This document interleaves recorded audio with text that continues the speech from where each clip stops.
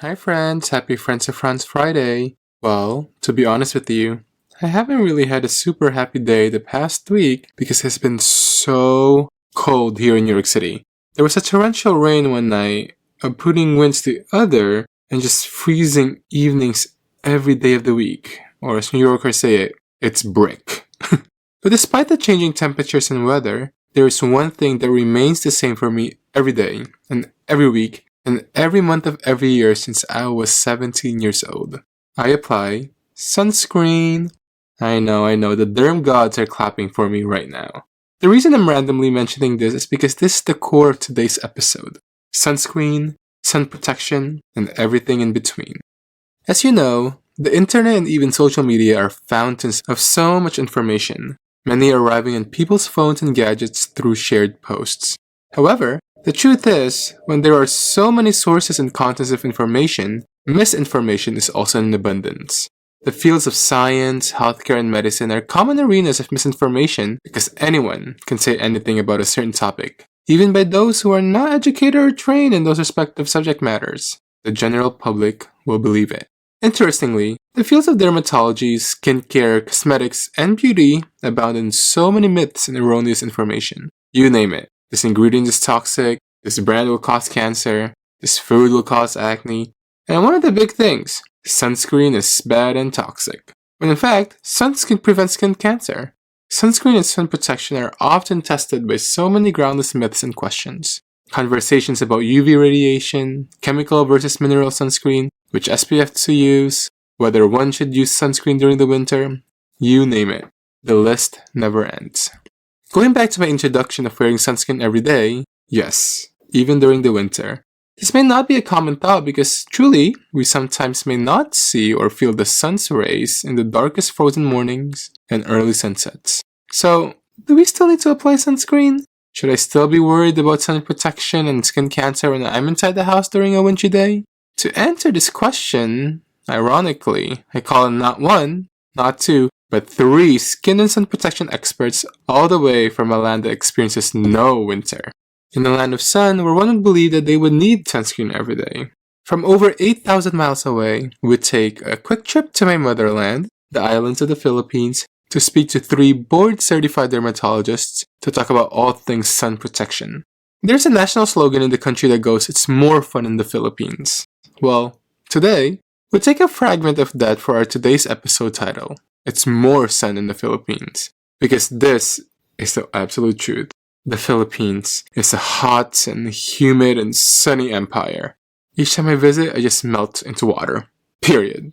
Sitting along the equator, where are these 3 derms' thoughts on sun protection, not only in the sunny land, but also the interior of homes that may not see the sun.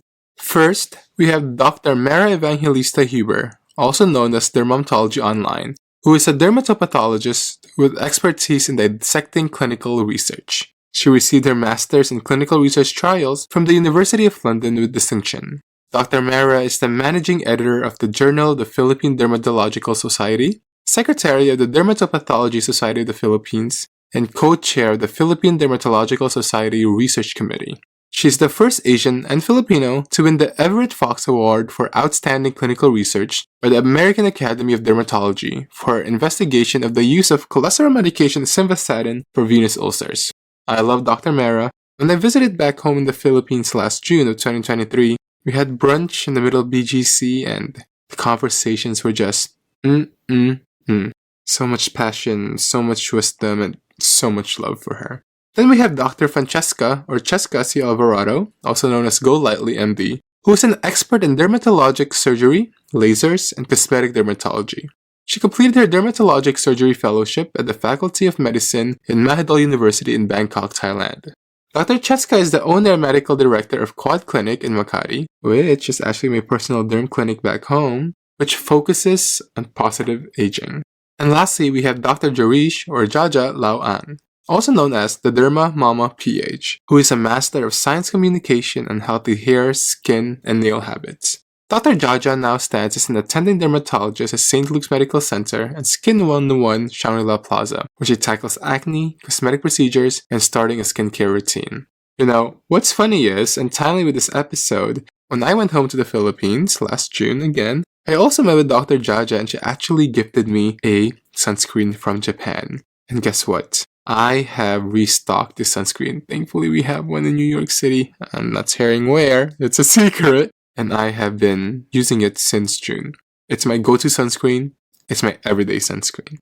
We touched on so many topics in this episode. SPF, melasma, antioxidants, vitamin D, EPF clothing, blue light, skin cancer, and so much more. Get ready for an adventure around the sun. There's not one, there's two, there's three of us today. Oh, four of us today here. Hi, docs. Thank you so much for joining me in this very special live today. I've been so excited for this. If you can tell, I have my beach clothes on to make I it love seem it. So like on point. Yeah. to make it seem like I'm in the Philippines as well. Well, anyways, we have Dr. Mara here, Dr. Jaja, Dr. Chesca, all from the Philippines. And I've never had guests from Asia and specifically the Philippines, which is so special to me because, I mean, for those who don't know, I am Filipino. No one can tell here in the US. If you could first please introduce yourselves to everybody. Hi, everyone. Good evening. I'm Dr. Francesca C. Alvarado. I'm a board-certified dermatologist practicing here in Makati, Philippines. So my special interests are, of course, skincare, particularly sunscreen and sun protection. I'm also a dermatologic and laser surgeon, so I also do procedures. Basically, that's it. Super enjoying the company and, of course, glad and honored to be with all of you. Yay! I guess it's my turn. So hi guys, I'm Dr. Evangelista-Huber. I'm also known as Dermomtology. I'm a dermatologist and a dermatopathologist based in Manila, Philippines. I love creating content and one of my favorite topics in my content would be sun protection because I'm a dermpath. So I see sun damage at a microscopic level. So thank you so much for having me. Hi guys, I'm Dr. Jarish Lawang, but for short, Doc Jaja, for easier. So I'm known as the Derma Mama PH, so near to Doc Mara's account. So actually, I'm practicing at St. Luke's, Quezon City, and also affiliated with Skin 101. So I'm into making content when pandemic started. So that's when I started my online presence, and eventually people are also being aware about the skincare awareness. So IG is really my first love, and that's where I get to connect with all of you. So it's really an honor to be invited here and hopeful for a really productive night. Yay, yes. And I guess I'll introduce myself for all of your audiences who are tuning in who may not know who I am. Hi, my name is Christian Franz or Chris.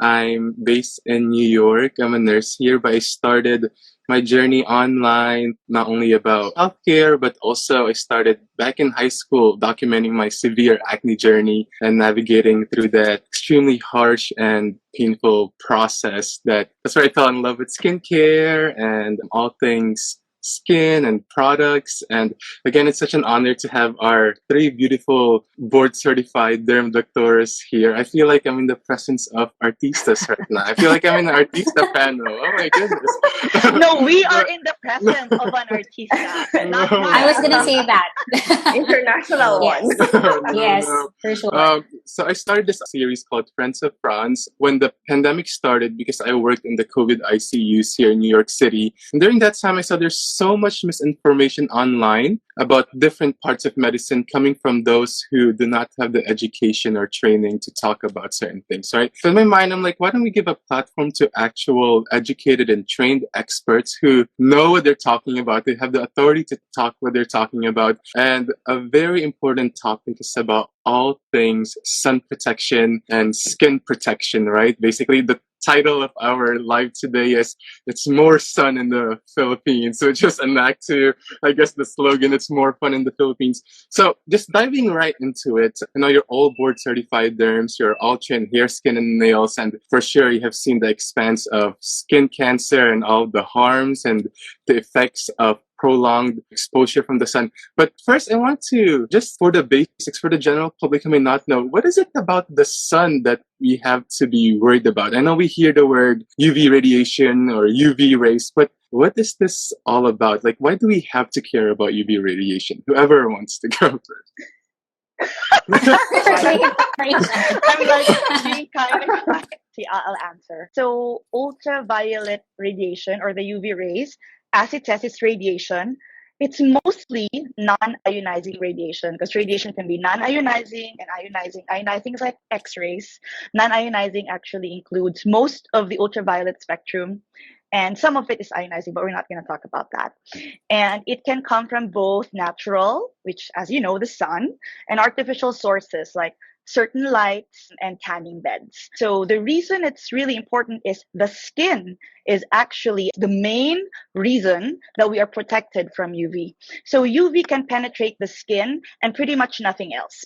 So the skin has to be extremely good at stopping UV from coming through, because if it doesn't, then the UV will go inside the skin to our organs. And what UV does, it's a known carcinogen, meaning it can really affect cellular components like DNA and proteins. And by doing that, it can cause changes which can translate into, as we'll talk about perhaps later, photoaging and photocarcinogenesis, which is cancer from UV radiation. I would like to add to that. So that translates into many things that we can experience. Like, for example, the most common is sunburn. You go out, forget to apply sunscreen, don't get protected from the sun, don't stay in the shade. Of course, you're going to get a nasty sunburn. And aside from the sunburns, it's actually a very uncomfortable feeling, but it also increases your risk for skin cancer. So that's kind of linked, no?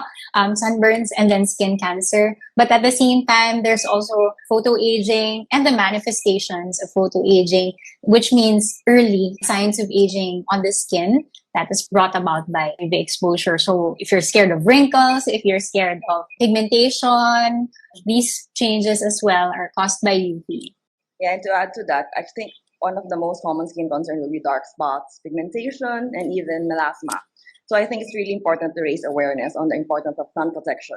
Even though you invest on all those lightening, brightening ingredients, but then you miss your sunscreen, then it defeats the purpose. So protecting our skin against UV damage is really the number one most important priority. Yeah, I think especially in the Philippines, from what I've noticed, right? When it comes to the sun, I think the most concern is, oh, I don't want to get tan. Ayoko umitim, right? That's the true. usual. Yeah, and Very I think, true. yeah, and I think it's a very societal thing, right? A societal expectation of sun exposure. The first thing that comes to our minds is the tanning effect, right? But like the three doctors said, that there is an expanse of effects from the sun that we do not see, right? And I know we'll talk about sunscreens later, but I want to link this to the idea of broad spectrum sunscreens, right? We hear of, oh, it protects us from both UVA and UVB rays. And we'll hear that, oh, UVA are the effects that you don't see right away. While UVB is that. Can someone explain the difference between UVA and UVB for people who may not know? Okay, I'll take that. We need a randomizer. So UVA, for short, it's for A for aging. That's what we usually inform our patients and also our friends regarding the differences within UV. UVA, UVB, and UVC.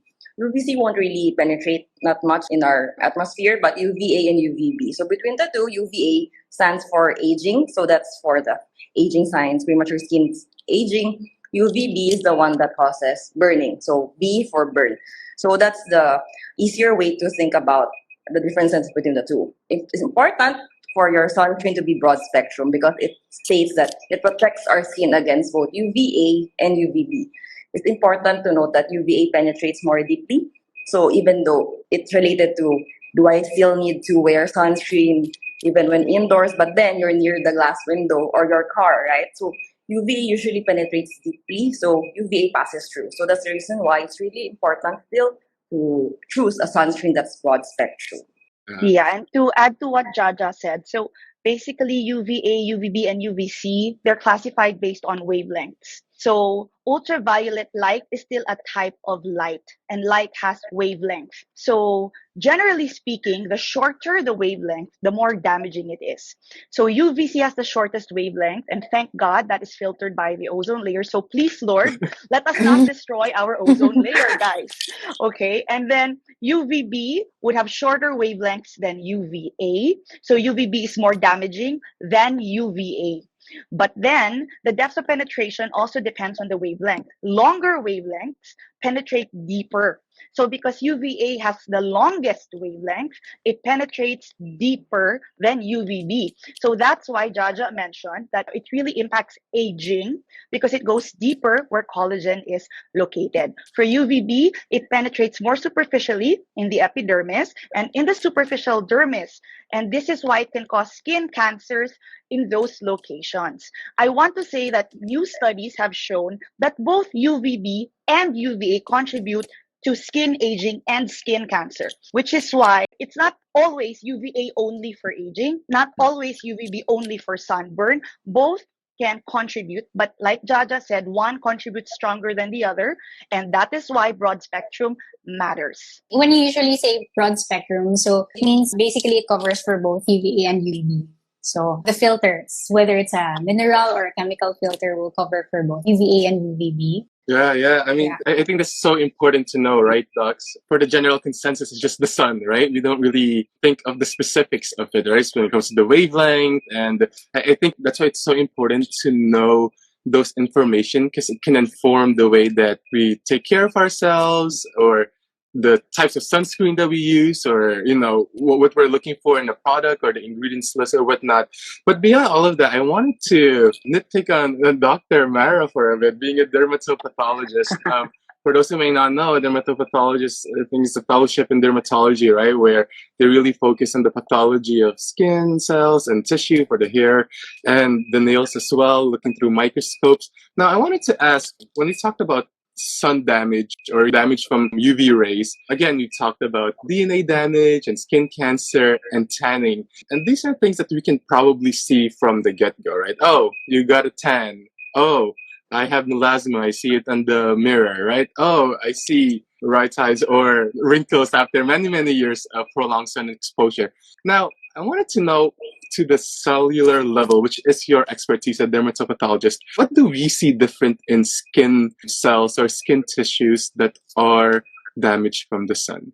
So that's a good question. It really depends if you're looking at the acute, the things that occur faster. So you have acute and chronic, which occur longer, like decades after sun exposure. So of course, for acute changes, sunburn, that happens, it's like an overdose, a mega dose of UV exposure. And we do see that but honestly, very rarely are these patients biopsied. But if they were biopsied, biopsy means you take a sample of the skin, I look at it under the microscope. If I do look at it under the microscope, I will see cells called apoptotic keratinocytes, or cells that basically press the self-destruct button and they died.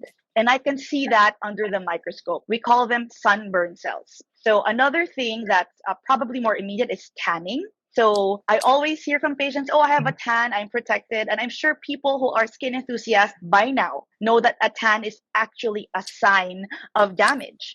And tanning can be immediate, which is basically once you have a lot of sun exposure, melanin, which is our natural sunscreen, there's sort of an increase in melanin, and that's how you can see the immediate pigment darkening. And that is a response of the skin to protect it from the sun.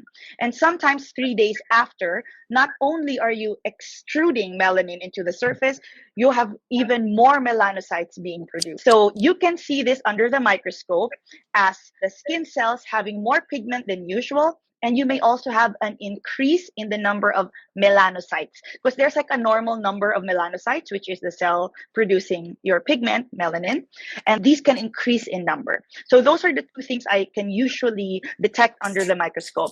For chronic changes, so photoaging would be the most common. And photoaging is just an umbrella term for accelerated aging of the skin due to the sun and can manifest as wrinkles, coarse skin, textural changes, like cobblestoning, and even EC bruising. We call it solar purpura, which I'll explain later. So for those with photoage skin, you'll see changes in the epidermis compared to areas that are not aged by the sun. So sometimes it's thinner, sometimes it's thicker. But remarkably, there is definitely because you can stain for collagen under the microscope. Mhm. So you can see there's a reduction in the staining of collagen, meaning there's a reduction in collagen. And you also see, which is like my number one marker for sun damage, is something called solar elastosis. So normal collagen is like pinkish under the microscope, but then if it's sun damage, this pinkish, beautiful collagen network becomes this purple mush. And the moment I see it, and it can be very, very thick, I'm just like, this person had a lot of sun damage. And more often than not, along the way, they'll develop skin cancers. So I think those are the most common. Other things that are not usually talked about would be poikiloderma, which is like reddish brown mottling with white areas. Under the microscope, you can see that an increase in blood vessels. Solar purpura, which I've mentioned a while ago, the blood vessels burst easily when it's impacted by trauma. I don't usually see this in the microscope, but it's also because of collagen breakdown, because it's collagen that keeps your blood vessels like strong and resilient. So they burst quickly, usually in the age 70s to 80s. Photocarcinogenesis, like I've mentioned. But I didn't want to go into the detail of how cancer looks like under the microscope. But definitely, once you develop cancer 2 or 3 decades after chronic sun exposure, you'll pretty much spot cancer very quickly. And that can be basal cell carcinoma, squamous cell carcinomas, or melanoma. So all of those things are directly related to chronic sun exposure.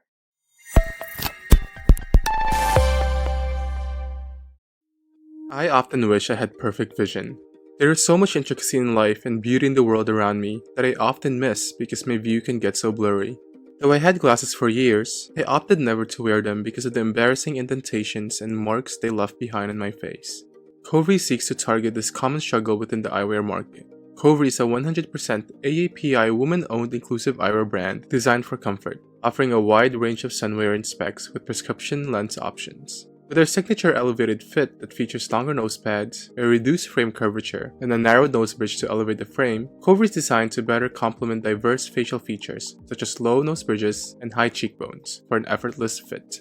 Beyond this, the premium handcrafted frames are made from plant-based acetate and lenses with 100% UV protection. Find your perfect fit with their offers of a home and virtual try-on. With the code Franz, that's F-R-A-N-Z, you can get $20 off any frame you like on shopcovri.com. See the world's beauty more comfortably with Covri. This offer is valid in 1 frame per order, cannot be combined with any other offers, and is limited to 1 use per customer. There are luxuries in life that see beyond material things. Practices like self-care and skincare can be an oasis in the whirlwinds and busyness of life. But what if there exists a harmony between material and immaterial luxuries? House of M Beauty is a saffron-infused luxury skincare line that harnesses the antioxidant, vitamin C-rich, anti-inflammatory, and antibacterial power of the highest quality medicinal-grade saffron. They are a clean treatment skincare line suitable for sensitive and postpartum skin. Their unique and consciously crafted formulations maximize the potency of medicinal saffron to calm and soothe sensitive skin while brightening and targeting skin concerns. From their skin polish, to the miracle serum, to the glow jelly mask, and the Silk Night Concentrate, experience the luxurious transformation saffron can bring to your skin with the code FRANZ20, that's F-R-A-N-Z 20, for 20% off your first order on houseofmbeauty.com. Also available at Nordstrom nationwide. As a nurse, I am on my feet, alert for 12 hours or more each day. There is no space for drowsiness or lethargy in my job because my patients' well-being is at stake. Sometimes, you just need the extra energy boost from coffee. Robusta coffee offers 2 times more caffeine and antioxidants with 60% less sugar. But did you know that thanks to its climate and fertile volcanic soil, Vietnam is the world's 2nd largest coffee producer and the number 1 grower of Robusta? Nguyen Coffee Supply is America's first specialty, women-owned Vietnamese coffee company set to change the future of coffee through sustainability, diversity, and inclusion. They only roast coffee beans that are hand-picked at peak ripeness from direct trade Vietnamese farms to produce sweet and flavorful coffee without any additives, flavorings, or oils. Get your own velvety coffee experience for 15% off your order with the code FRANZ15, that's F-R-A-N-Z 15 at nguyencoffeesupply.com.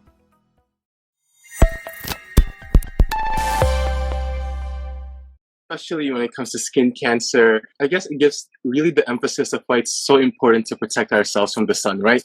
And also, I don't think we'd want that purple, mushy skin cells to rise as opposed to the pink cells. Yes. I think that's a really big giveaway. So now I think the biggest question is, how do we protect ourselves from all of these effects, right? I mean, especially in the Philippines, the last time I've been home was 5 years in 2018. And each time, well, I grew up in the Philippines for the first 6 years. I grew up in the farm, actually, for my first 6 years before I came here. And I just remember how hot and how humid it is there, right? Like, no matter where you go, the sun is always following you, right? I guess that's why there's a slogan there in the Philippines like amoy araw, or you smell like the sun, something like that, right? Okay. Yeah, The I'm sun is curious, Chris. just, Which part of the Philippines what's that? we're from Yeah. Nueva Ecija, I actually. see. Yeah, I but we see. stay in Manila now mostly. Yeah, Ah. so especially there, it's like it's all farms, right? It's all farming up north, and it's just closer to equator too. So it's like the sun is just bearing down at you. That's true for the whole Philippines. Now the question is, how do we protect ourselves from all of these effects that we've been saying? Maybe let's talk to Dr. Chesca. Well, for sure, sunscreen. Okay, but there are so many nuances behind sunscreen. You know, like a lot of people are asking, should I wear it indoors? Should I wear it every day? Should I wear it even if I'm tan, etc. And all these things. How much of it to apply? So I think that's a really, really lengthy discussion. But definitely, the reason for saying that you can wear sunscreen when you're indoors is if you particularly live in a really bright area and then the sun passes through glass, particularly UVA, so that can still cause those effects, particularly with those related to aging, but also skin cancer. Second is it depends on what SPF the minimum, because it depends if you're staying indoors or if you're going outdoors. If you're staying indoors, SPF 15 should be fine if you're applying the right amount, which is roughly 2 milligram per centimeter square, or like an estimate of 2 finger length. But if you're going outside, definitely it would be better to apply higher SPF. But you know, it's a very personalized, individualized approach to each patient. Definitely, I'm sure Dr. Bara, Dr. Jaja would agree. One answer for one patient may not be the same for the other patient. And aside from that, sunscreen is not the only thing, of course, but it's actual sun avoidance, of course. So that's like from 10 a.m. to 4 p.m. or 3 p.m. You try to actively avoid the sun, stay in the shade. Well, there are some people who actually work under the sun, so their sun protection is also different, perhaps wearing protective gear, UPF clothing, etc. O, di ba? Yeah. Wait, because it's a lot. It's really a lot. Yeah. Yes, I a think lot. sunscreen is really a really big area of discussion, especially right now that more people are aware regarding the importance. Like, I've got patients like, Doc, what's the best sunscreen? Chemical, physical, or mixed type, or tinted sunscreen? So I think at the end of the day, it's really personalized, much like skincare. Sun care is really personalized.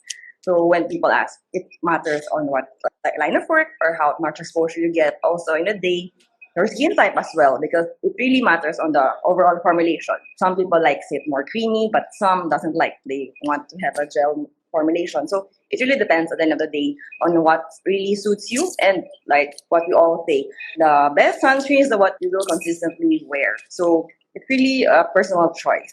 But then, like what Dr. Chesca said, at least the bare minimum, at least SPF 30, broad spectrum, and if it's water resistant, it's an added benefit for you. Yeah, I think when it comes to sun protection, right, the first thing that comes to mind now, especially as informed consumers and public, is sunscreen, right? Yeah, I like explaining to my patients that sun protection for me is two-tiered. The first is you want to limit the amount of sun's rays that gets into your skin. And that's really what sunscreens are for. It limits the amount that gets to your skin. And that's also what sun protective measures are for. Avoiding the sun, using a hat, using UPF clothing, all of this is to avoid the sun's rays from hitting the skin.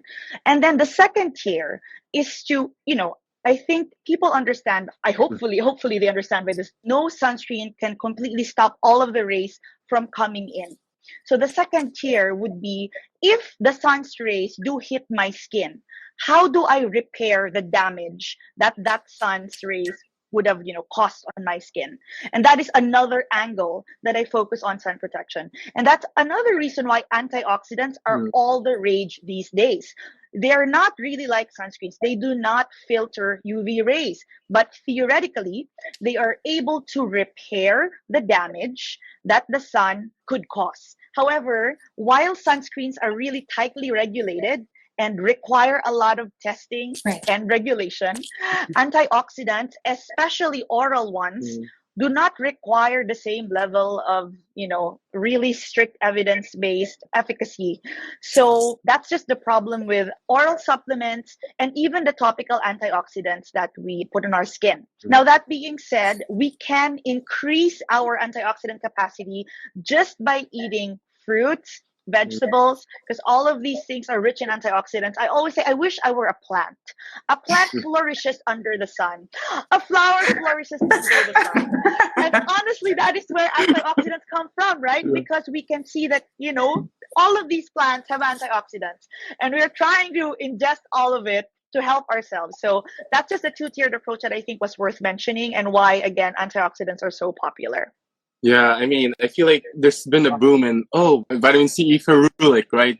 Work to limit this reactive oxygen species and hopefully protect us from the damages that we get from the sun, right? I think also consumers can become very polarized, right? I'll do this and I don't have to do this anymore because I'm doing this already. And I think we also see this with questions such as, if I wear a hat, or if I use the umbrella, do I still need to use a sunscreen if I'm protecting myself, right? And I think that still roots from the fact that there's a lot of education that we need when it comes to sun protection, right? And I wanted to also point out what Dr. Mara said about sunscreens not really blocking all of the UV rays that we have, right? Or that we are exposed to. And I guess that creates nuances in how much sunscreen we're supposed to put. Again, like Dr. Chesca said, the avoidance of the sun as much as we can. And I wanted to nitpick Dr. Jaja on this one for this question. She created a video recently on TikTok regarding the terms sunscreen and sunblock. And honestly, growing up in the Philippines, I feel like the only term I heard was sunblock. And then here in the US, I don't think I've ever heard the word sunblock here in the US growing up. I started using sunscreen when I was, 16 years old, and I knew it as sunscreen as all along, but never heard the word sunblock. Dr. Jaja, based on your video, what are the logistics of the terms between sunscreen and sunblock? Are they different? Are they the same? Yeah, actually, at early age, sunblock is the usual term, but then it was retracted because sunblock, there's a misconnotation that when you apply your sunblock, it completely blocks all the UV rays. So there's the misconception there. So people may have the misconception, I don't need to seek shade anymore or wear protective UPF clothing anymore. So that's the reason why they changed it to sunscreen, because you're just screening out a little, some of the percent that of the UV ray that penetrates our skin. So right now, the accepted term is sunscreen to avoid the misconception of blocking completely all the UV rays from penetrating your skin. So that's the reason why sunscreen is the more accepted term right now. Yeah, thank you for that. Yeah, I've always wondered, wait, I've never heard the word sunblock here in the US for as long as I can remember, even the bottles. And so that's so helpful to know. Now, we talked quite a few about sunscreen, and again, such an important topic. And we also mentioned other things in ways that we can protect ourselves from the sun, right? From the immediate reaction of the sun when we go outside, when it comes to going outside the door, being right next to a window. Now, what are ways that we can now target more the long-term effects that we get from the sun, right? Stubborn things such as melasma or exacerbation of hyperpigmentation, right? Or even things like wrinkles, right? That we know are byproducts of photoaging or skin aging, which is by prolonged exposure to the sun. What are ways, I guess let's do it one by one. Melasma, which is a very common skin concern, especially in the Philippines. I just want to share, I remember that my aunt, I think from being outside in the Philippine sun for so long, her biggest concern was melasma, right? Especially here in this area. And I remember she used to have this set of skincare that has numbers 1, 2, 3 or something that's you use this, and then which has become so famous, right? Because melasma is such a stubborn issue. I guess one, how does sun exposure lead to melasma? And two, what are your favorites, or what have you seen to be the most efficacious ways to treat and target this? That's a really good question. And actually, I remember my mentor saying this: whoever can find the cure for melasma deserves a Nobel Prize because it's so difficult to treat. So it's a chronic condition as well. So, well, you have genetic factors that make you more susceptible to having melasma. Second, of course, is your race, which is part of genetics as well. Your sun habits, or at least sun protection habits, and even, well, the kind of skincare that you use. Do you have sunscreen in your regimen? Do you have antioxidants? Do you have exfoliants? Are you exfoliating too much so that you're exposing your skin to the sun easier? So it's actually a really delicate balance. Of course, with melasma, it's a very photosensitive condition because it's very well triggered by UV radiation. But actually, aside from UV, it's also triggered by visible light. So it's a pigmentation disorder, and you tend to produce more pigment. And as mentioned by Dr. Mara earlier, even the number of your melanocytes can also increase. So with treating melasma, you have to strike a delicate balance between silencing your melanocytes from producing so much pigment, and at the same time, you also want to, well, in general, on those spots and on the whole face, or technically the whole involved areas. And at the same time, there are other ways to, well, kind of get rid of pigment by extruding it through exfoliation to some degree. But if you overdo it, like I said, you're basically stripping your skin's protection and making it more exposed to UV. It's very complex. Actually, the first line, of course, are still lighteners, and of course, sun avoidance. That's the most important. And one should not be without the other. So, for example, you don't want to do the lighteners and not wear your sunscreen, right? Mm-hmm. And then there are some procedures, of course, that can work, but it's no guarantee. And definitely, relapse is very common. So relapse meaning you can have it again, or you can have new patches on other areas. So that's the difficult thing about melasma. I would like to ask my colleagues if they have anything to add. I think I just want to add that because melasma is also due to chronic UV exposure, many times it develops 2 or 3 decades after the intense sun exposure that you have. And what I find really interesting now is I have many 30s, 40s, 50s patients with melasma, and really they didn't use sunscreen when they were younger. And now when I have patients and even go to events where I meet the Gen Zs or the young millennials, and I ask them, so do you use sunscreen? Yes. And my God, they're like, I use it too. And I use my 1/4 teaspoon. And I'm just, girl, you are not going to get melasma. 2 decades down the road, you got it.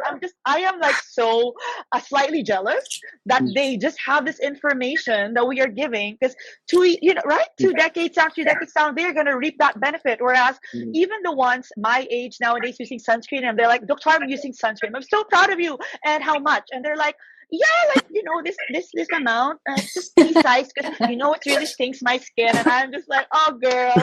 So, but that's just as the world we were born at. But hopefully 2 decades down, these people will have really glowing skin because they were protected from the sun. We're not gonna have so much patience, so many patients. It'll be a different thing. Different concern. Yeah, we're gonna be extinct.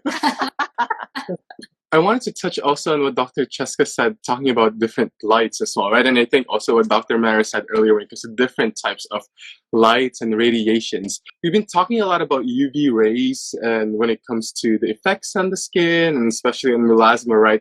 I wanted to also point out the concept of blue light, which has also been on the news a lot recently. I actually had an episode with a LASIK surgeon, Dr. Dagny Zhu, a few months ago, and she was talking about the concept of blue light and coming from the sun when it comes to, eye health and eye damage and possibly the genesis of cataracts or macular degeneration.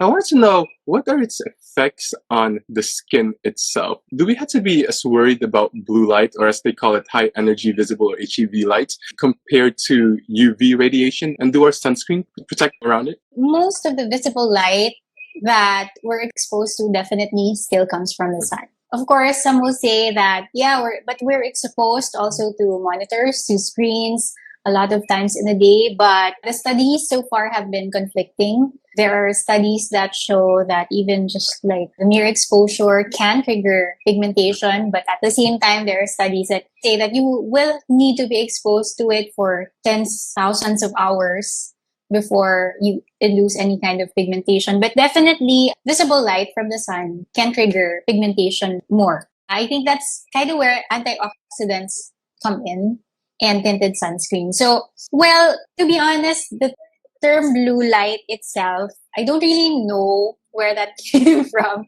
and why it's being singled out. Because as far as the pathologic or at least the clinical aspects of pigmentation are concerned, that's still from visible light from the sun. Of course, we still need more studies. It's not to invalidate as well the possibility. For the moment, I would say in general, visible light is something that we can protect ourselves from by using tinted sunscreen. So there have been studies of iron oxides particularly. So that's something that you can look for in your sunscreen as an extra that helps particularly protect against visible light. Yeah, I think I first heard about blue light during the pandemic because everyone was on their gadgets. So that's the first time I've heard actually that blue light protection. But then in reality, all visible light still, number one source will be from sun rays, sunlight. So at the end of the day, like what Dr. Chesca said, yeah, having iron oxide have an enhanced protection against blue light. But then if you're ever using any type of sunscreen, it still have protection against visible light aside from the UV light. So if you have the iron oxide, then enhanced protection against blue light is there in your sunscreen. Yeah, and if I may add, the reason it's called high energy visible light is because, as I've mentioned a while ago, light is a spectrum, and the wavelengths also determine the capacity to damage. So shorter wavelengths will have more damage. So in the visible light, there are different colors. That's why it's visible light. You can see the colors. So visible light is actually close to ultraviolet light, and blue light is the closest one in terms of wavelength and in terms of the energy to UV light. That's why people are concerned that it may have similar effects. But if you look at clinical trials, the effect of UV is very well documented. I think for blue light or visible light or high energy visible light, whatever you want to call it, there are only about 3 clinical studies establishing that it may potentially have an effect. They're thinking that it can worsen pigmentation in darker skin types. It may worsen photosensitive conditions or people who are already sensitive to light in the first place, then visible light can make it worse. And like Chesca said, it may have a role with photoaging. So if you remember a while ago, I mentioned that UV can directly damage DNA. Visible light doesn't work like that. It doesn't damage DNA. However, it's thought that perhaps visible light can release reactive oxygen species or like your free radicals, and then this can in turn cause photoaging. So I hope that added to the discussion. Yeah, super helpful. Thank you so much. Yeah, and I feel like the overlying message of all of this is that when it comes to sun protection, there's an array of things that we need to be protected from, right? Again, it's not just the tan, it's not just the future or down the road melasma, but also things pressing like skin cancer, right? Or especially melanoma, right? Well, I wanted to also tag on Dr. Jaja on this. You're a visiting consultant physician, right? In both the hospital and the clinic. I wanted to see, like, in a day-to-day basis, what is the rate of incidences that you see where like, oh, this mole is kind of making me suspicious? Or how often would you say that you see the chronic effects of sun exposure, like skin cancer, in the patients that you see? Yeah, actually the dangers or the risk of having a suspected mole, it depends on the ABCDE. That's what we usually advise our patients to watch out for. Like A, asymmetry, B, if the border is regular or irregular already. If there's different, C stands for color. If your mole has different shades, it's a time that it may be a suspicious mole and diameter around more than 0.6 millimeter. And E stands for evolution, meaning it's evolving, changing in appearance. So that's the usual signs that we want our patients to watch out for, especially if you're high risk, because you have to take into consideration all your risk factors to have the sun damage, right? Like your line of work, how much exposure do you get from UV rays, and also your skin type.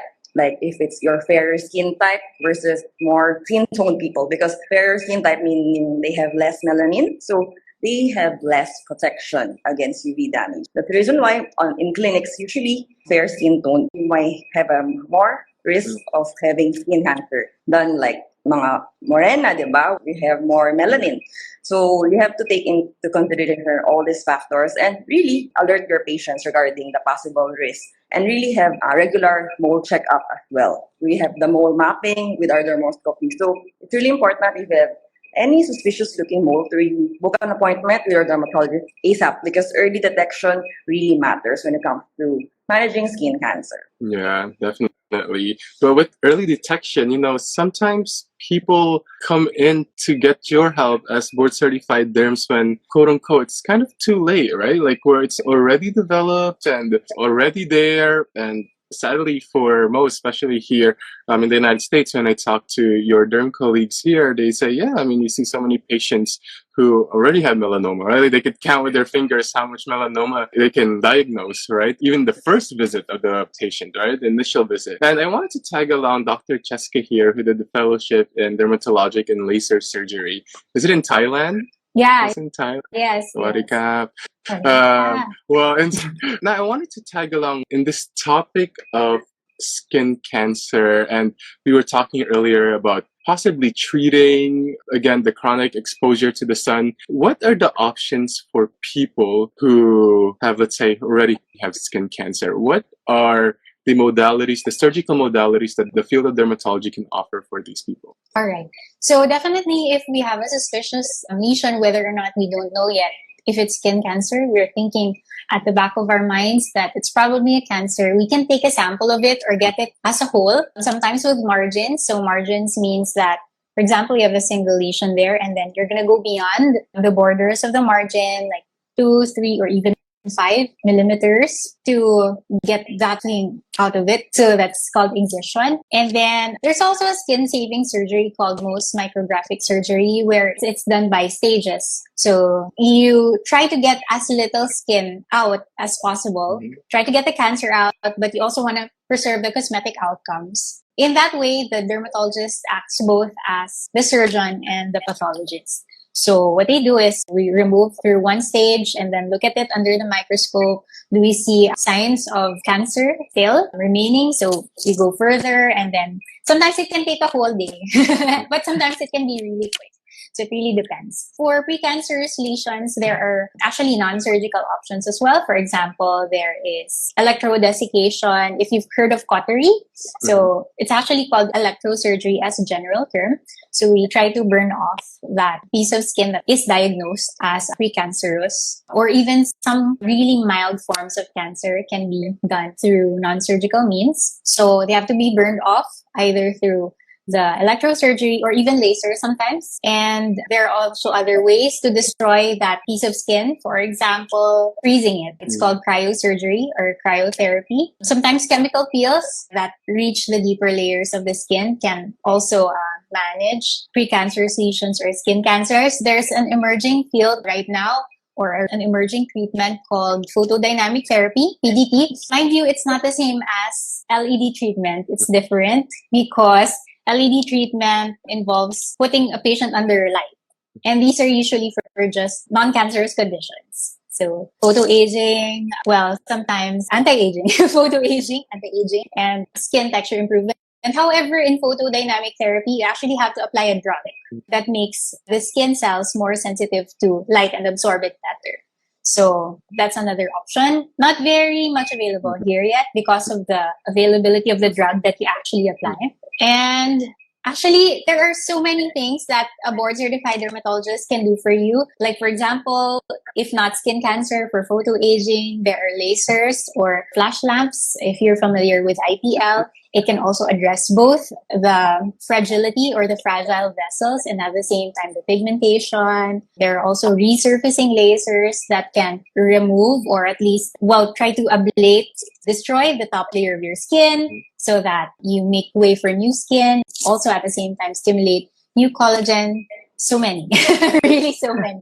Even pigmentation options, lasers, chemical peels, etc. So, each patient treatment is individualized for sure. And it definitely helps to consult with your board certified dermatologist so that you can figure out with them what works best for your budget, your timeline. Are you moving? Are you flying out? These things you have to consider. Yeah, the lifestyle of the patients. Being in scrubs the whole shift and for days at work can sometimes strip you of your sense of fashion and self-expression. But instilling a bit of design and color does not hurt to let your personality shine through your uniform. V-Coterie is a leading provider of healthcare jewelry and accessories for playful, everyday wear, from pins to badge-reel charms and medical specialty-specific necklaces. With their creative process paralleling the founder's background in dentistry, V-Coterie was founded to spark the genius within you, redefining the traditional boundaries for jewelry and accessories. They believe fashion can celebrate curiosity and the pursuit of knowledge while allowing you to express your truest self. From the curious student to a confident clinician or even a kidney transplant survivor, V-Coterie is here to celebrate you no matter where the journey takes you. Get 15% off your first order with the code VFriendsOfFranz on vcoterie.com. Find your daily dose of style and make your passion your fashion.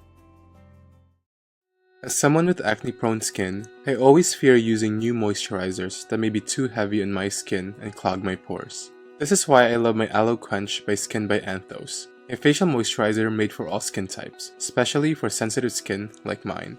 Made with an oil-free formula using aloe, glycerin, and green tea, it is suitable for acne-prone, oily, or combination skin. Its soothing and paraben-free formula makes it even great for sunburns and patients taking Accutane. Skin by Anthos is the byproduct of the minds and expertise of board-certified dermatology professionals and proud AAPI mothers who saw the need for access to pharmaceutical-strength and professional-grade skincare for those with sensitive skin and/or skin of color, from the safety and convenience of home.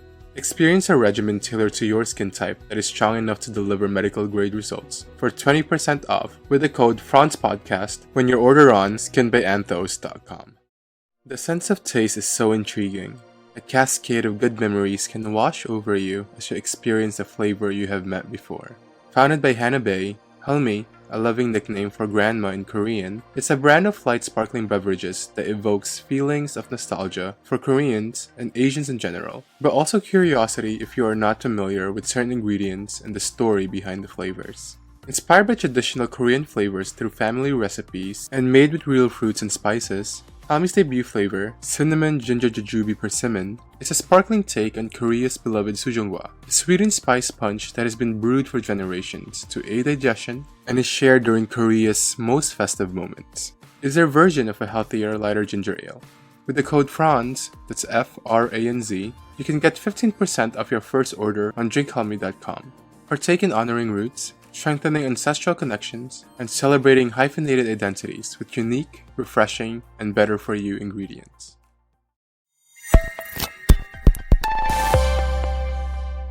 We have a section that's coming up, which I have been so excited to do.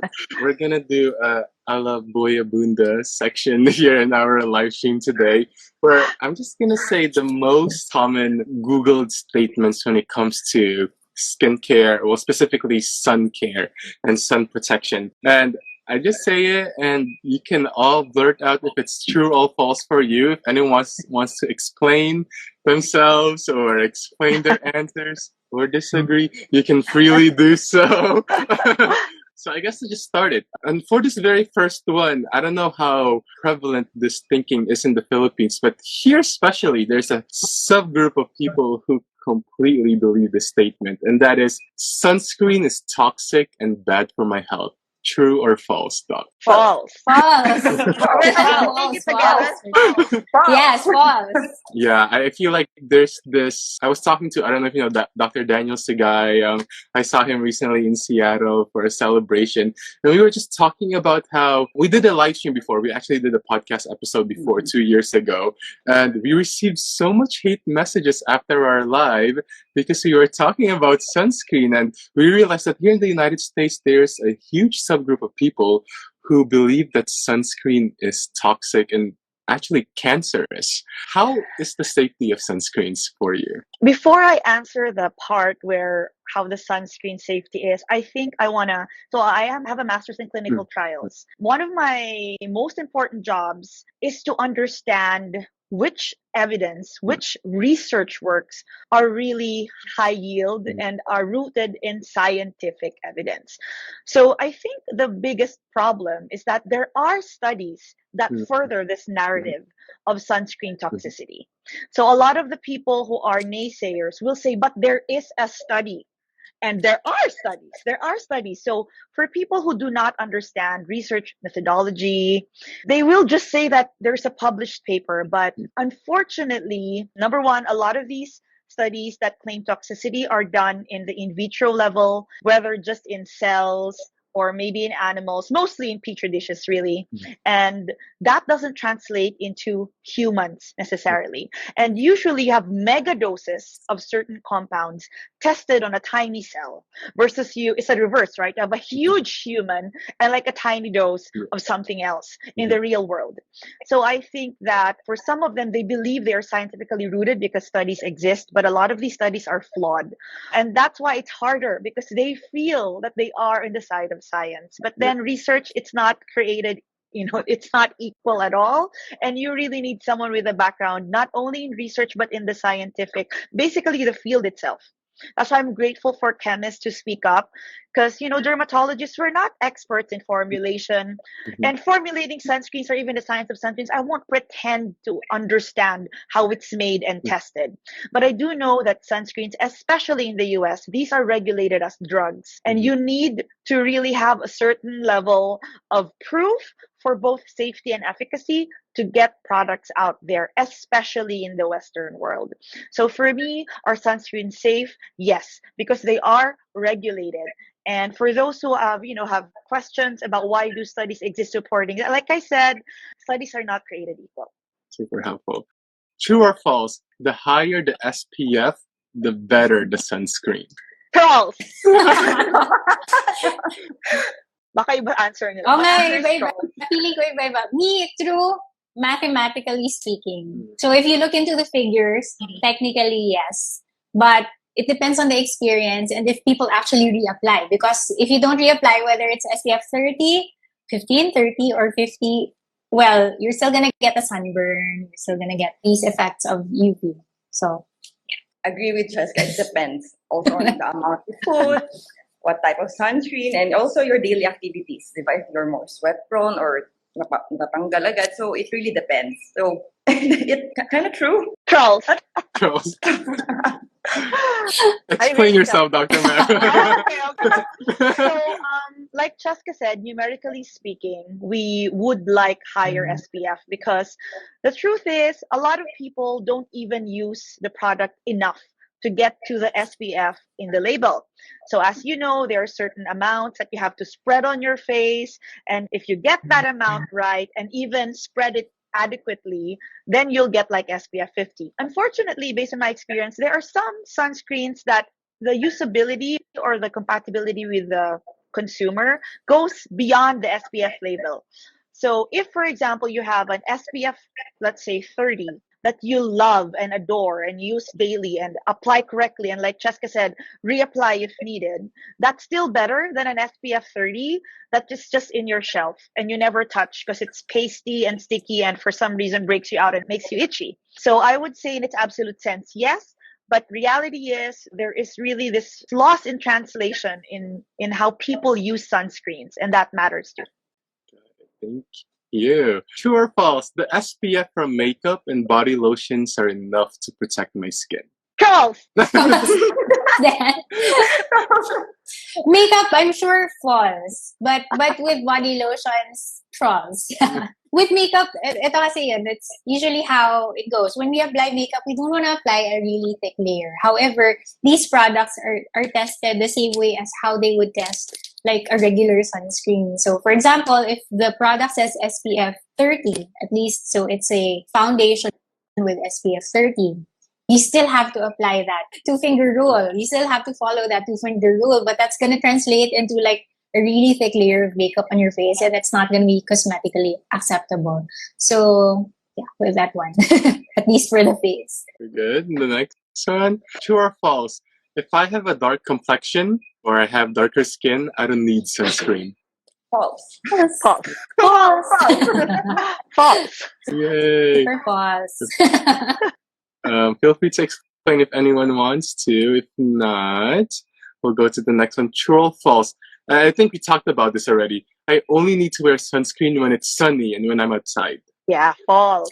And I think this goes back to what we were talking about of UVA penetration through glass and windows. Actually, I was also with Dr. Joyce Park the other night, and she was telling me about how, did you know that a lot of my patients are pilots? Because Same. I guess it's like the Yes. intense of the sun, and they don't really wear sunscreen because they think that they're protected from the windows or the glass of the actual Right. airplane, right? Which I found super, super interesting. This is a big one that I see a lot on TikTok.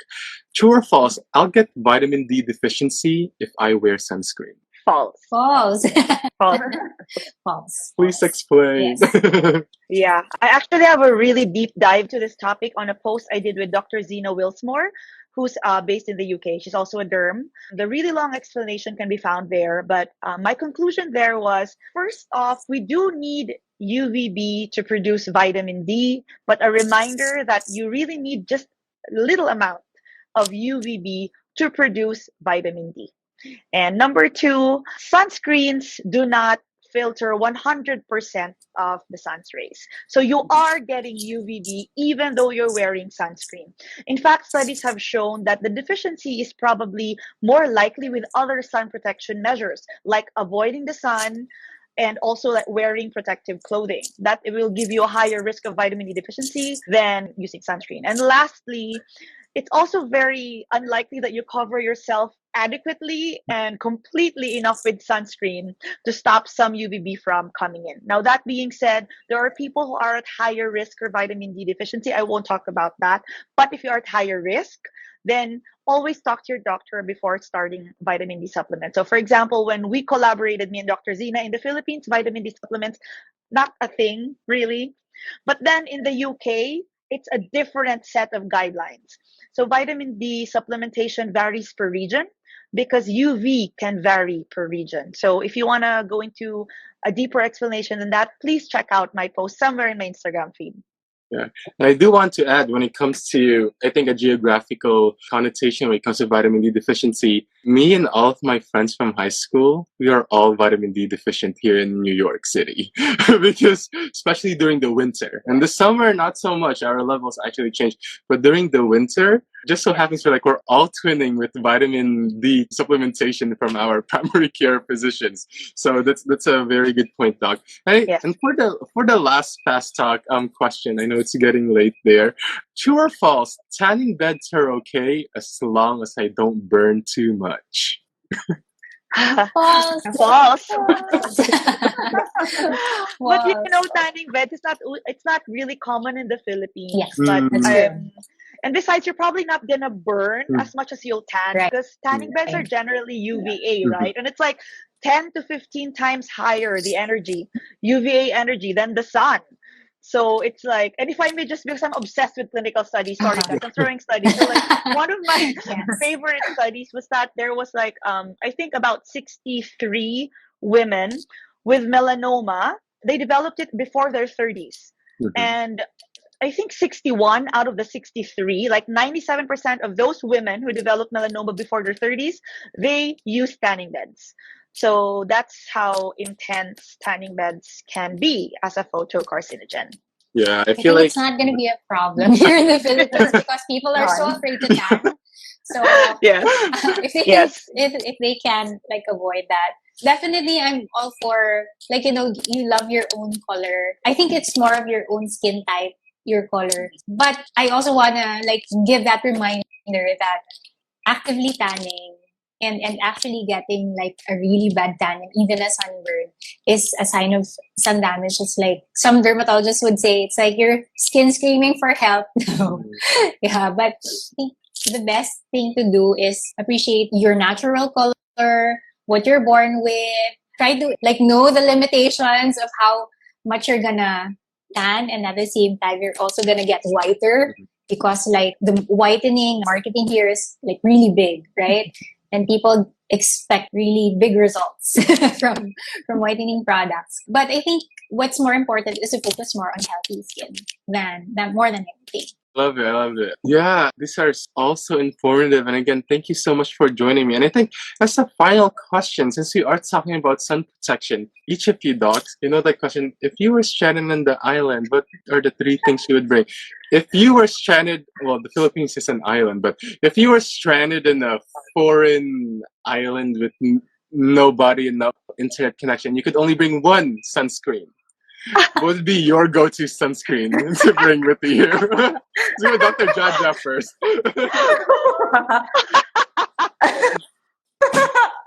Really depends. Go, Jaja. So, yeah. So this is a sponsored, right? So this full disclosure, this is just my personal go-to sunscreen. So I personally use lighter weight gel base. So it's a Japanese brand actually. So I've been using it since I started being strict with my sunscreen application mid late 20s. Unlike right now, right? It's really rampant. So I think it's my go-to sunscreen. So if I will be stranded in an island, I'll be bringing that. I can. Very good. Japanese brand. She's media trained. She's an artista. I know. Yeah, disclaimer right over there. Maybe Dr. Chesca next? So actually, I'm not very picky with regard to sunscreen. I will just grab whatever I can. So I would grab anything that's SPF 50, SPF 50 plus, only because sometimes I kind of forget, to reapply myself. So I'll get anything as long as it's sunscreen and it's FDA tested and it's a good brand and it's reputable. We're very, very good at this, no? Yeah. Oh my gosh. You have to know it's very strict here in the Philippines. So, yeah, we don't want to be mistaken for endorsers. Got it. And I guess, Dr. Mara, what is the general sunscreen that you would bring with you? If this is a real scenario, I wouldn't even bring sunscreen because that would mean I'm going to run out. What I will bring is a UV umbrella. That's what I'm going to bring. It's going to last me. Honestly, sunscreens can be expensive. And just a cheat sheet, I use a relatively expensive sunscreen for my face, but a cheap ass one on my body because that's the truth. And now that I'm going to be in an island and I can't restock, I am going to bring an umbrella. I was going to say UPF clothing, but I don't have soap to wash the clothes. And I don't want it to be like sweaty and smelly and sticky, but an umbrella I can use, right, for months at a time and maybe write a name, help me, SOS or whatever, on top of the umbrella. So that's my answer. So smart. I'm speechless. I didn't get any answer that I wanted for this question. Everyone here is media trained. I want to know your agency. This is so good media training. Oh my gosh. Well, wow, this is amazing. Well, Dr. Mara, Dr. Chesca, Dr. Jaja, I've learned so much, and hopefully our viewers have as well, and our future podcast listeners when the episode will be out. These are such important topics that I think we don't have the luxury of listening to from actual experts. So it's so amazing to be able to, honestly, until now, I'm so surprised that we were able to get us four here in one live. I was just thinking about it. Actually, I was thinking about it like late last year, and I was like, I wonder how possible it will be. But, it's possible, and we finally did it. So I'm so, so thankful for each one of you for sharing your expertise and your wisdom and just your generosity in all these topics. Oh my gosh, thank you so much to each one of you. Thank you for having us. It was absolutely fun and I learned from my colleagues and I'm really looking forward to meeting you when you're here. Yes, it's funny because I'm going to be meeting Dr. Marin one day and then Dr. Chesca another day and Dr. Jaja another day. Why don't we do it all one day together? Yes. So it's more fun, more venues. Yes. I feel like this is not the last time we will have a live stream like this or a conference. There's so much more to talk about, and obviously dermatologists are not just skin doctors, but they're hair, skin, and nails, and there is so much more to talk about. And I'm just so humbled and grateful that you joined me. Thank you so much, dogs. I hope you have a great rest of the night. You too. Good you. night. Thank you. Thanks for Good watching, night. guys. Can I just Bye. greet my mom from Yes. here? Because Oh. she said she was asking for a shout out, but I'm not sure if she's still here. So, hi, Ma. That's Dr. Lynn. Hi. That's Aw. another Thank you. expert doctor too. Hello. That's very Filipino Yeah, saying hi, mom. I know. Bye. That's true. Thank And you, it's thank all. you, Chris. Yeah, thank you for have a good night. Bye Good night, bye. everyone. Bye. Bye.